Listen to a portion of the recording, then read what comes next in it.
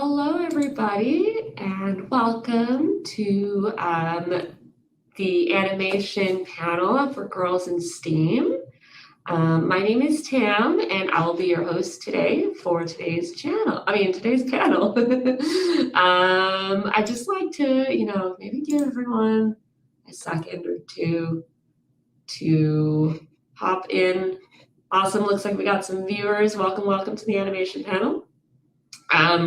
I'd just like to begin by acknowledging that Science World is on the traditional and unceded lands of the Musqueam, Squamish, and Tsleil-Waututh nations. So for those of you who are joining us today, we're going to be starting with a quick introduction, and you get to meet some of our amazing mentors, followed by a hosted discussion. And if you have any questions for any of our mentors, please feel free to put those in the chat at any time. And we also have me as your technician, so I will be monitoring the chat. So if you have any technical issues, I would be happy to assist you.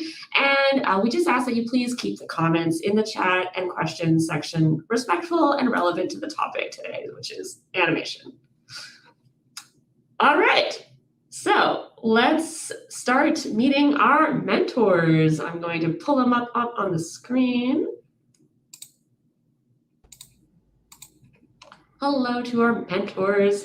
They're all amazing, and we would like to introduce them all. We can start maybe with Stacy, and then if you can introduce your name, your job title or role, as well as your favorite part. What's the favorite thing, your most favorite thing about your job?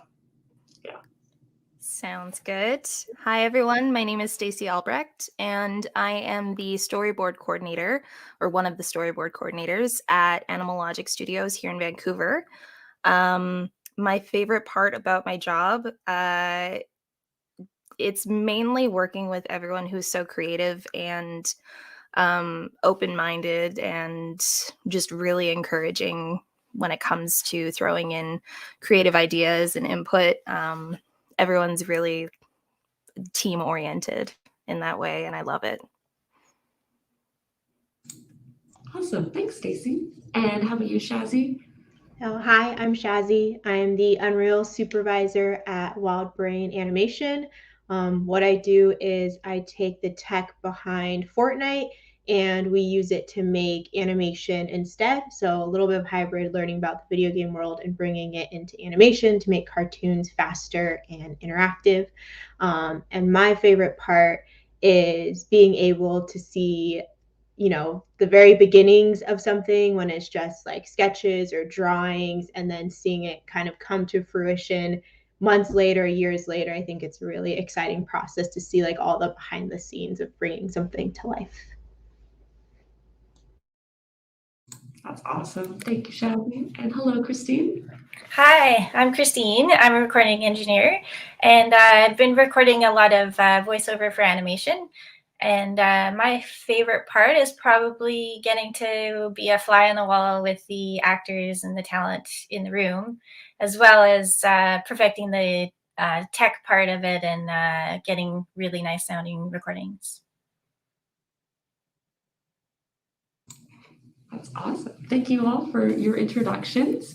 Now we can move on to the question and answers portion. So if any of you who are watching have any questions for our mentors, feel free to put it in the chat. And in the meantime, I am curious to know a little bit more about each of your roles. Would you each be able to share with us maybe what a day is kind of like in your role? Maybe we could start with Stacy again. Sorry. Yeah, sure. So for me and the project that I am working on right now, we deal very closely with the writers. So storyboarding is essentially like the first look at what the camera angles are going to look like, and some of the actions, and especially like reactions on the characters. And it's best to get as much detail as possible. So that way, when it's approved and it goes through the pipeline and onto animation, the animators will refer back to the storyboards and be able to better understand what the character is feeling. And it's the acting itself that really comes through in that regard. So right now, yes, we're working with the writers and the art department at the same time. They're creating this world, the environment, the look of the characters, what potentially they're going to look like or wear, and the textures of the film, because sometimes it's 2D animation or 3D animation, and that really changes a lot of things. And so we're really just building a world right now.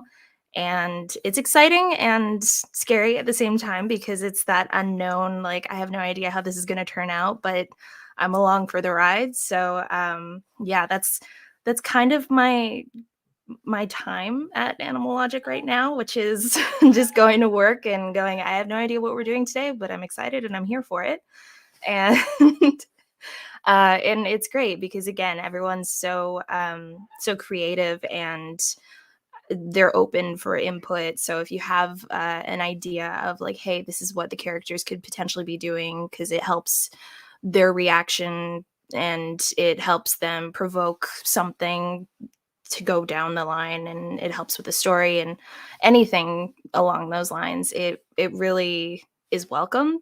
And I mean, at the end of the day, it's the director's decision and the producer's decision, but everyone is so open to input, and we're at that level right now where everyone's just throwing around ideas. So it's great. I'll piggyback off of a lot of similarities that I have with what Stacy said of, I don't know what's happening today, but I'm here to roll with it.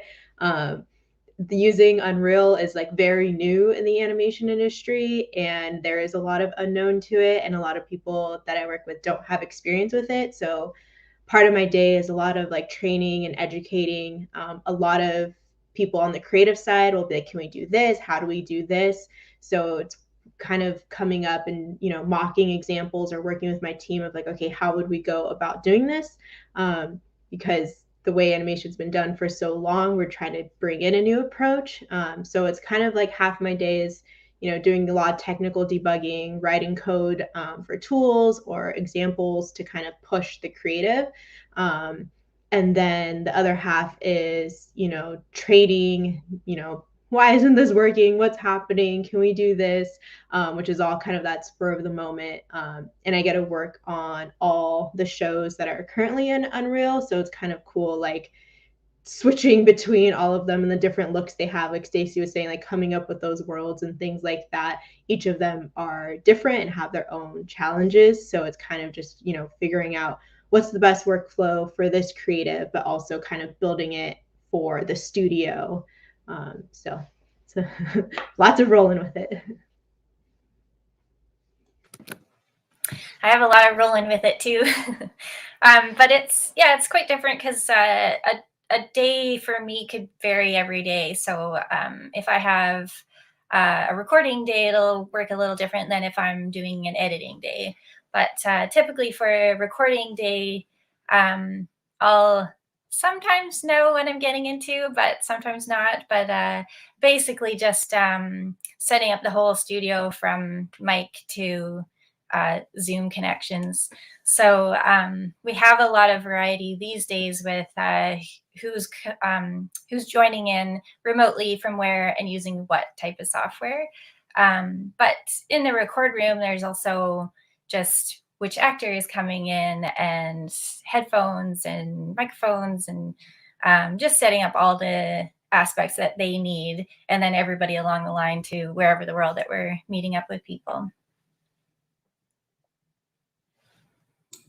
Very cool. It was lovely to hear how everyone's day is, and there's that recurring theme of never knowing what today is gonna hold. So that's really amazing.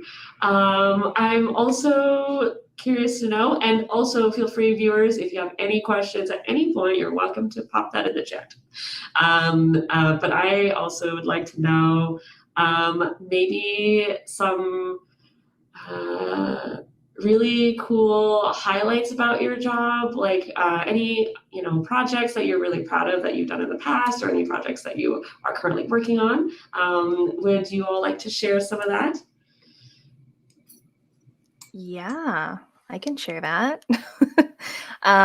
My going back a little further, I went to film school for acting, and then when I graduated, I kind of realized that I didn't know a lot about the film industry aside from acting and on-screen stuff and voiceover. So I wanted to essentially educate myself and kind of learn a little bit more about that. And I found myself at a visual effects studio. I started working there, and I worked my way up to production assistant and then production coordinator.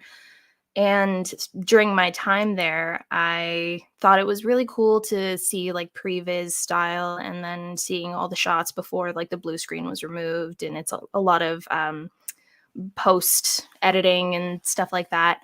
And I was really enjoying my time there. And I was like, okay, this is interesting. I'm kind of understanding like pipelines and stuff like that. But I felt like, I needed I needed to know more. I can never be satisfied.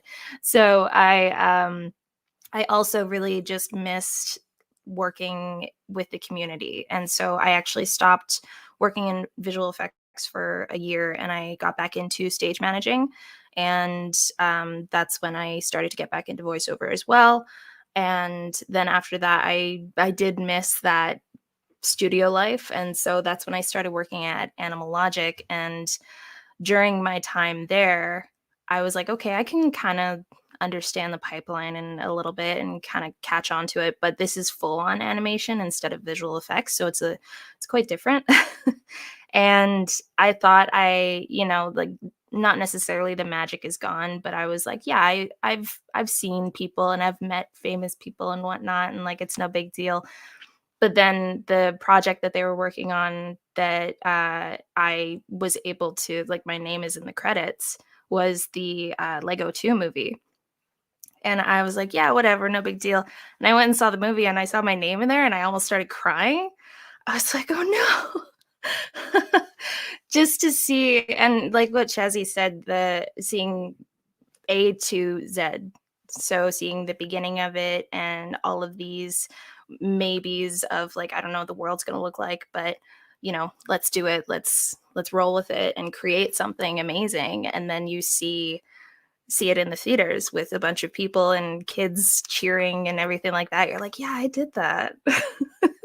And that's a really cool feeling. And visual effects is a very similar feeling where you're like, yeah, we did something, but it's so different. And I don't know, it's very heartwarming to see.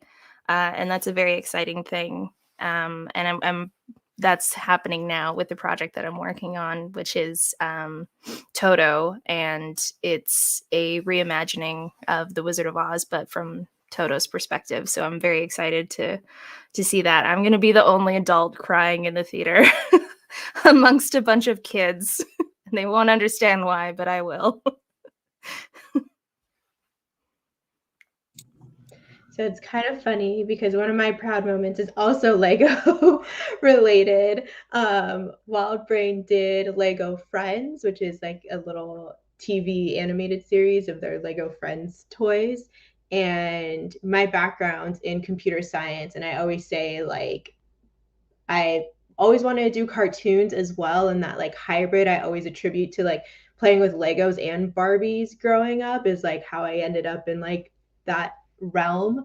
And it was really cool to finally like we'd built this Unreal pipeline on one of the first shows, which I can't mention, and I was just waiting for something that I could talk about and be like really excited about, and Lego Friends came up and it was in Unreal, and it was like super exciting, like this brand new pipeline that we built and everybody that I trained on it. So it was really cool also seeing my name in the credits. That was like an exciting moment of like, hey, we did this and we delivered something. Like, so that was like a lot of fun. And now that there's more and more Unreal shows coming and being able to do like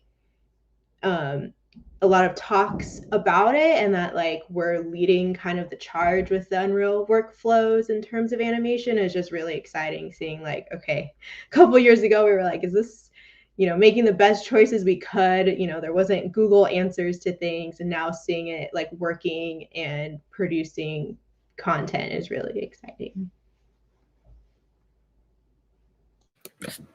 I'll stick with the Lego theme.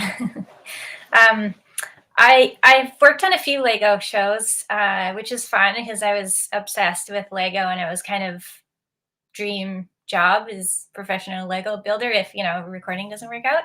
So recording voices for Lego was fun, but one time in particular, it was a Lego Star Wars show that we were doing, and we were doing casting for it.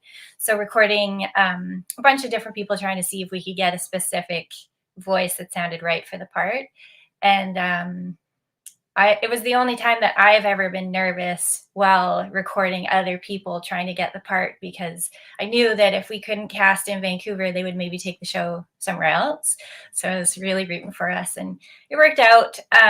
The one tough character was recorded somewhere else, but we got the rest of the show. So that was really fun. But yeah, that was fun. And another aspect of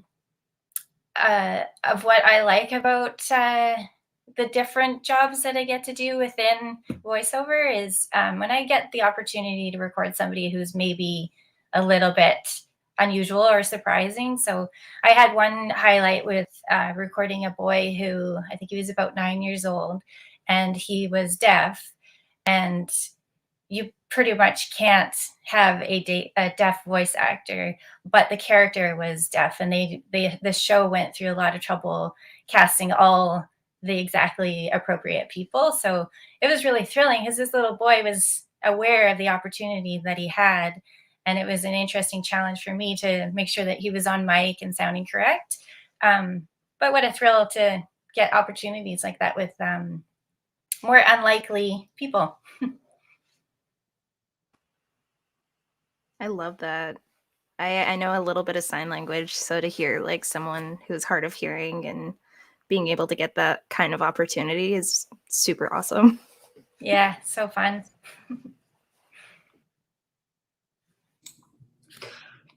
Wow.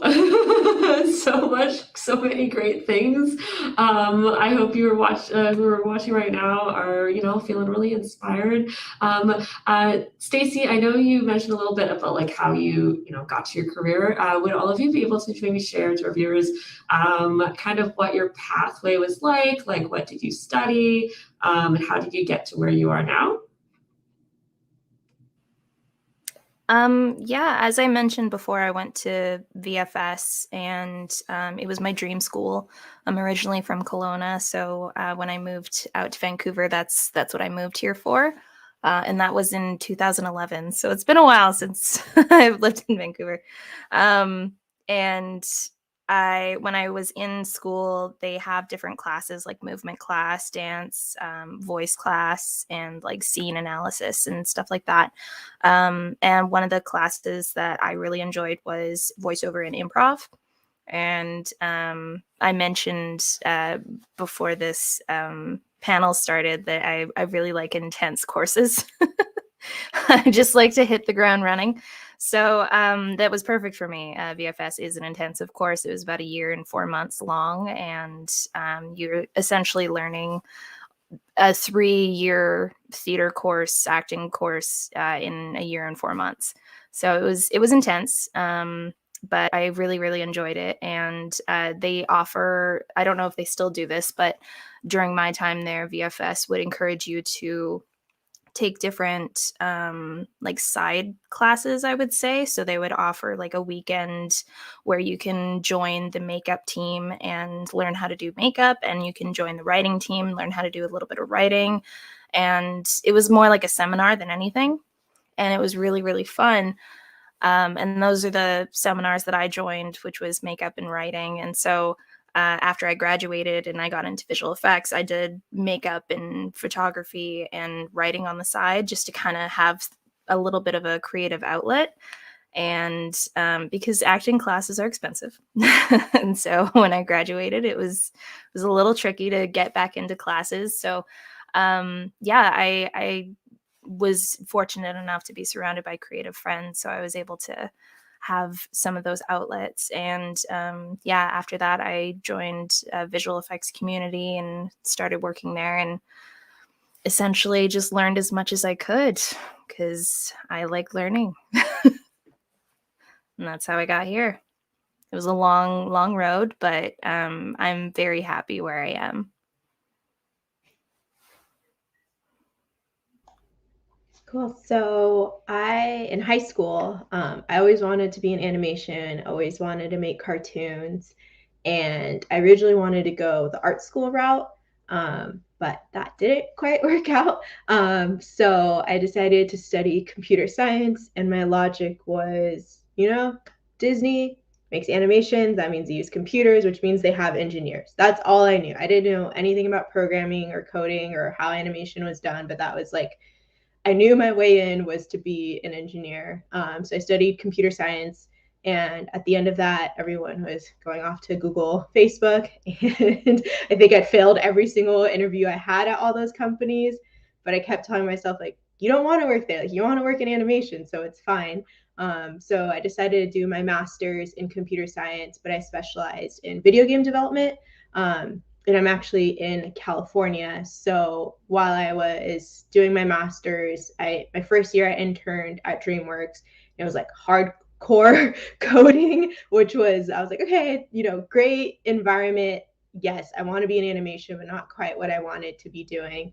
And then I interned at Nickelodeon and on a like immersive technology team. So we were looking at like virtual reality, augmented reality, like putting you inside the cartoon was like the whole thing.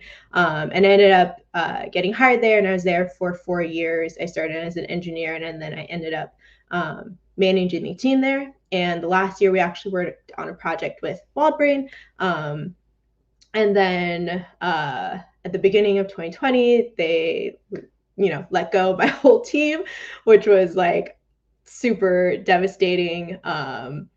But then WildBrain reached out and like, hey, we want to keep doing kind of the same thing that you were doing with Unreal. What do you think about moving to Vancouver?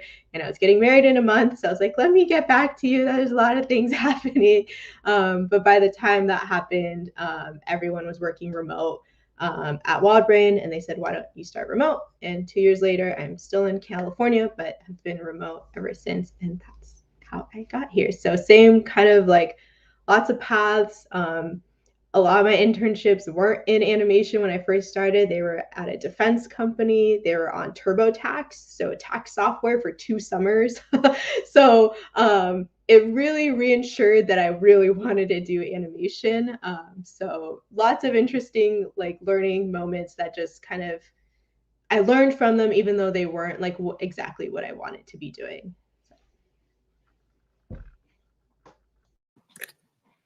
That's cool to hear. I started out, my obsession was music, and I wanted to tech in music as I'm not a musician.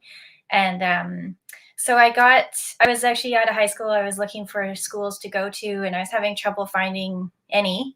I did end up going to a night class at BCIT, which pretty much just taught me how to wrap cables.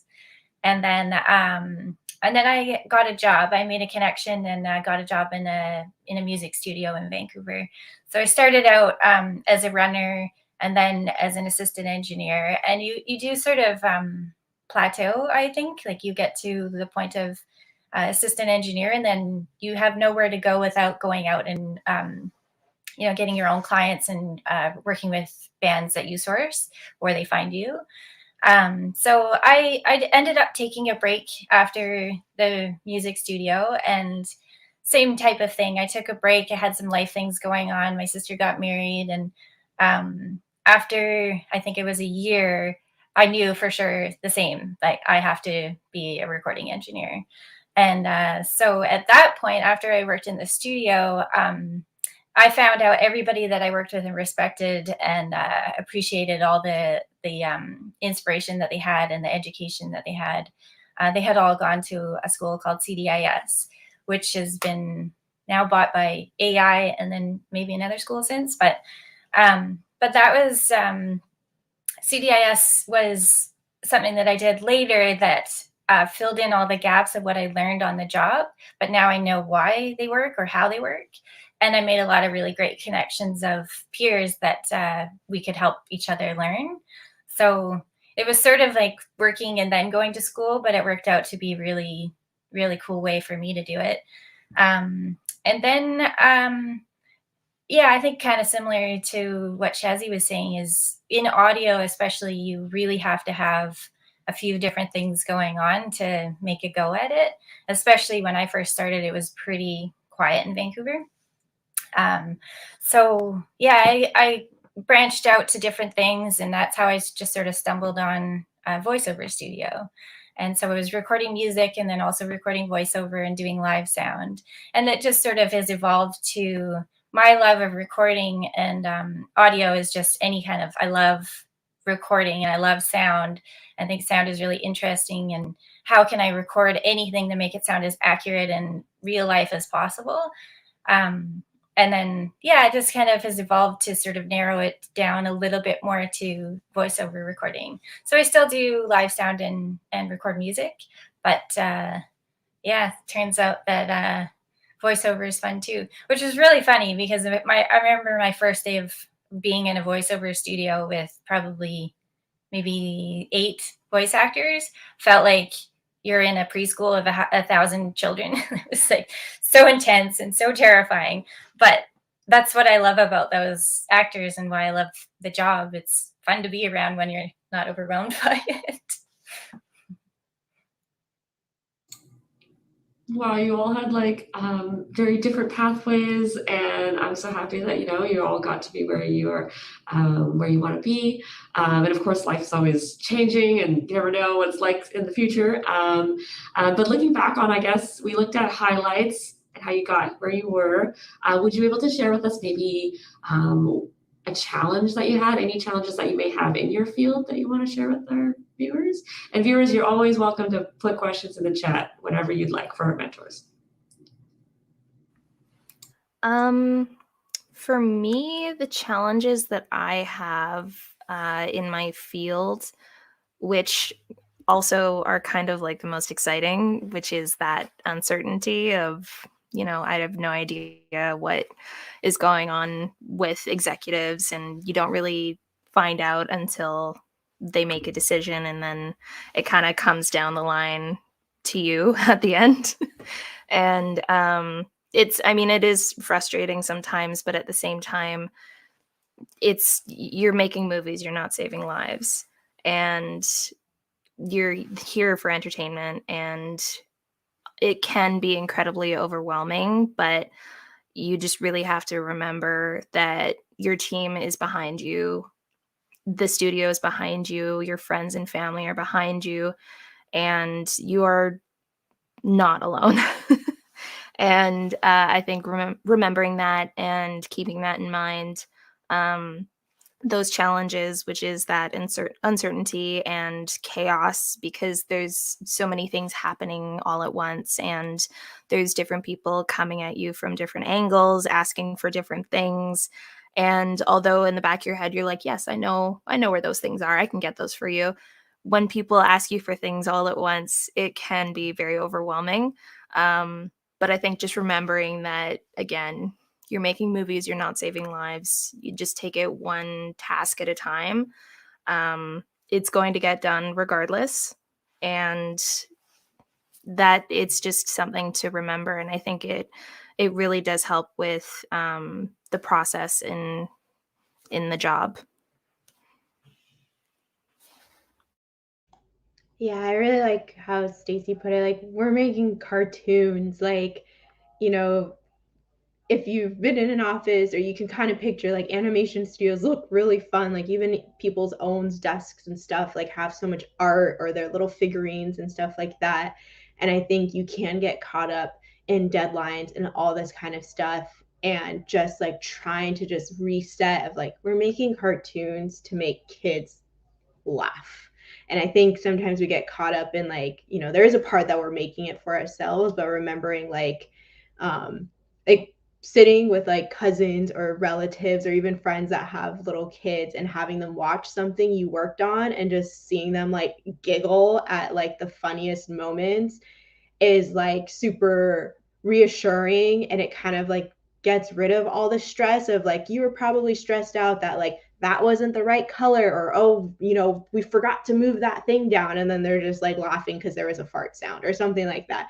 So it's just like trying to like remember those moments and things. And I mentioned like I had gotten rejected from Google and Facebook like a gazillion times, and my whole team got let go from Nickelodeon a month before I was getting married. And like every time like those big moments happen and you feel super devastated, all I kept telling myself was like, in 1 year, this was going to be the best thing that ever happened to you. And you don't see it right now, but it's going to be the best thing. And just like keep telling yourself that when there's those moments, like you get rejected, something doesn't work out, like it's all part of the path. And just like, you know, in a year, I'm going to look back and it's totally everything played out. So I think like trying to have that attitude for, you know, those big moments, like definitely helped me out get through those.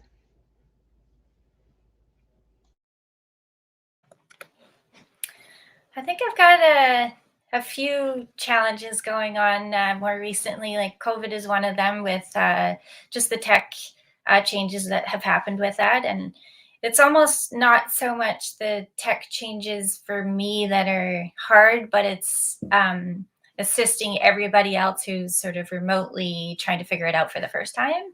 And then also, you know, when we get to post-production audio of, you know, everything's already recorded. It's been recorded at people's homes or in less than ideal situations. And then now comes to the end and you have to make it sound like it was a professional recording when it was, you know, a COVID recording. It's not as great.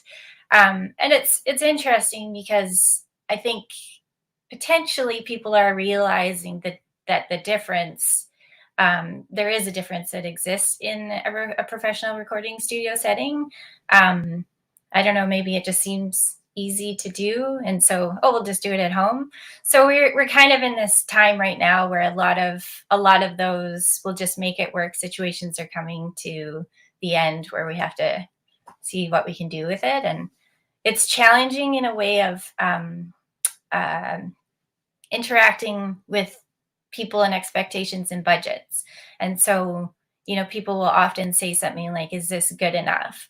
And it's like, depends on what your product should be according to you.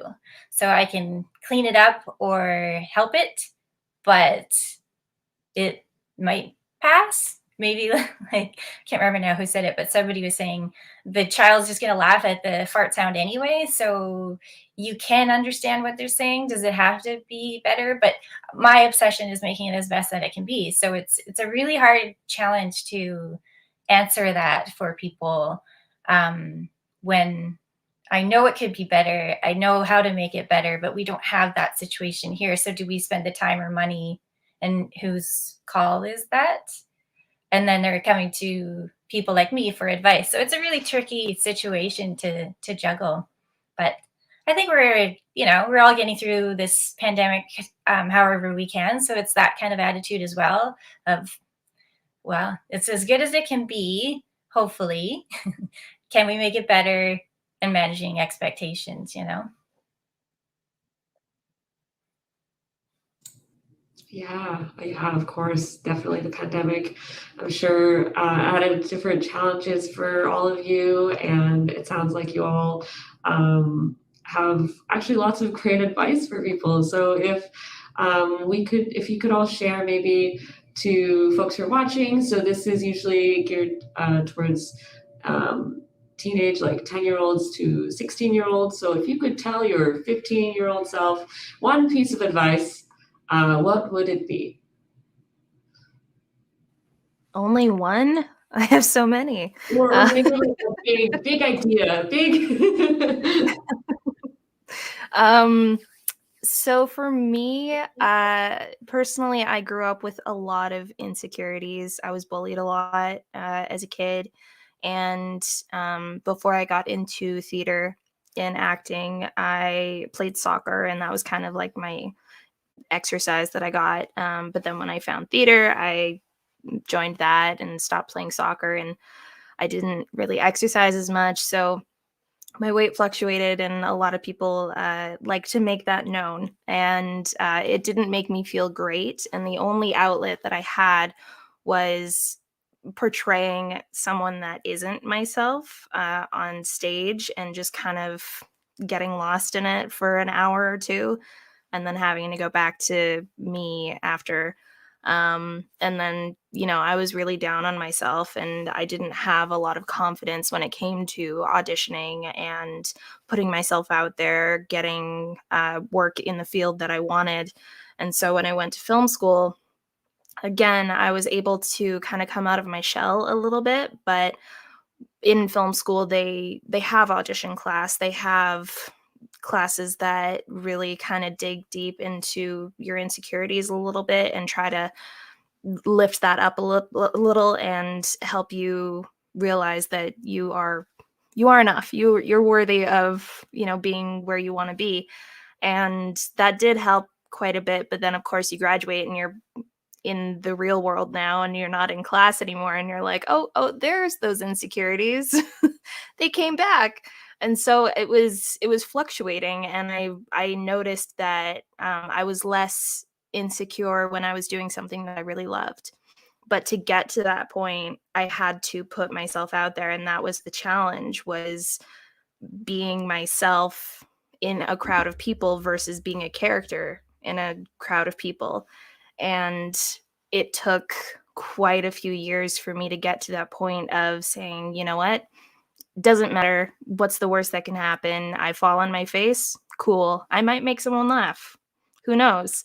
And it took a long time. I'm going to be 30 this year, and I graduated film school when I was 20. So it's been 10 years of me really just having these deep conversations with myself of saying, you are enough, you are worthy of this, you do have this talent, you have so much to provide in this field, that you feel the best, that you're the best you that you can be. And the one thing I wish deeply, if I had a time machine, is I would go back and tell myself that. Because as much as you feel great hearing it from other people, to hear it from yourself is probably the thing that would mean the most. And I wish I could do that. But that being said, being on a platform like this, being able to tell people that, who are at the age that I was, that I wish I had someone telling me that, hopefully it resonates. For sure. Thank you so much, Stacy. We have about 2 minutes left until the end of our session. And thank you for sharing that. That definitely resonates with me as well. Shazzy and Christine, would you be able to share one last thing before we end our session? Yeah, I would definitely say just keep believing in yourself. I know every time I was crying, stressed out, whatever it was, one of my friends told me to imagine you're talking to your 5-year-old self, and she's saying these things, and what would you tell her? You would say, you got this, it's okay, let's try again, cry it out, get back up, right? Those are the encouraging words that you tell little kids, and to just always remember to tell them to yourself. And just kind of keep pushing through and realize that you're special and no one else is you, and you can't compare yourself to other people. You can only compare yourself to Shazzy last week or Shazzy yesterday. That's the only person you can compare yourself to. So even if you're studying the same thing as someone else, maybe you have different hobbies. Just find what you feel special about yourself and realize no one else is you. And I think if you're just focused on that and focused on being a better self of yourself for yourself, then I think that helps kind of, drown out any extra noise or comparison to other people, and just keep pushing yourself forward. I think my advice is to get a support person. I think I've experienced a lot of sexism. I think majority of the time I'm the only female doing what I do, or even working in the environment that I'm working in, and it's been extremely hard. But to have a person there that is a support, male or female, really, but who can be supportive in the sense of, not feeling quite so alone. I think that would be something I would tell a 14-year-old now of, make sure you have somebody there, and it will be hard in that sense. Thank you, all of you, for all of your inspiring words and advice. I'll definitely take it to heart as well, and I'll try to look for your names when I watch Lego 2 or any other projects that you might have mentioned. Or thank you so much for joining us today. A huge thanks to our wonderful mentors for sharing their experience with us. Next up, we do have our closing game show happening on the main stage screen, so be sure to head back over there to participate. Okay, everybody? Have a good rest of your day, everyone. Bye. Thank you. Bye. Thank you.